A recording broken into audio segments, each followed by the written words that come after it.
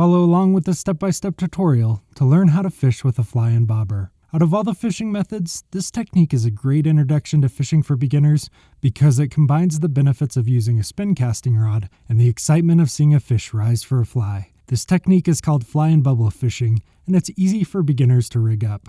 For this technique, you'll need a spinning rod, a bobber, bubble, or float, a swivel, some leader or tippet material, a fly, something to cut fishing line with, and you'll also need a couple basic fishing knots.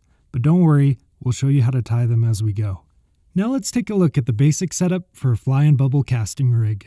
First, attach the bubble. Second, tie on a swivel just below the bubble. Third, attach a leader or tippet to the swivel. You want the tippet or leader to be several feet long. Finally, tie on the fly of your choice. Now that you know the general setup, let's take a look at each step in more detail. First, we'll cover how to attach bubble floats or a bobber to your fishing line. Pull out a couple of feet of line from your spinning rod to ensure that you have enough to work with. For a clear bubble float like this one, slide the line through the middle of the float, ensuring that the narrow end of the removable center is pointed up towards the tip of your rod. The upward orientation will help it stay in place while you cast. The swivel that we tie on in the next step will prevent it from moving down the line too far. Now let's cover how to attach a bobber like this one that probably looks the most familiar.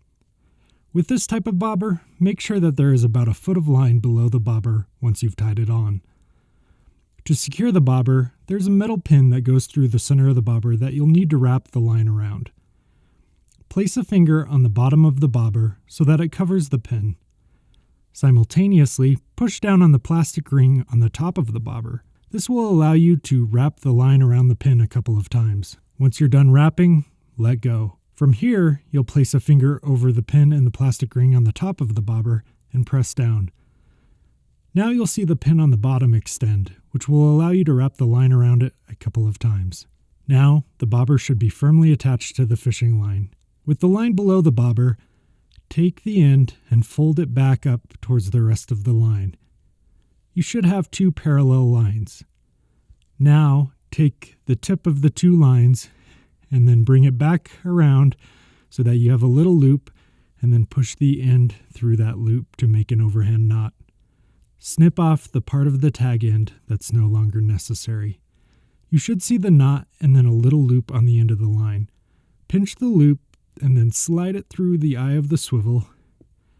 Pull the loop around the entire swivel like this, and secure it in place by pulling up on the line. Next, attach the leader or tippet to the other end of the swivel. In this case, the leader already comes with a loop, so we can just secure it in place like this. If you're using tippet, then you'll need to make a loop like we did in the previous step with an overhand knot. Finally, it's time to attach the fly.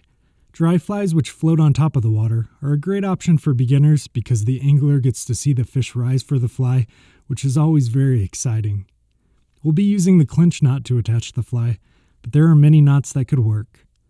Begin tying the clinch knot by sliding the end of your tippet or leader through the eye of the fly. Wrap the tag end around the standing line 4 to 5 times, wrapping away from the fly. After you have the desired number of wraps, bring the tag end of the line through the gap between the eye of the fly and where the first wrap starts.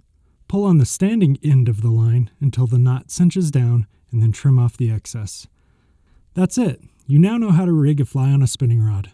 This fly in a bubble method is great for trout fishing, and we hope you enjoyed this tutorial. Good luck and tight lines. For more fishing how-to videos, check out the playlist on your screen.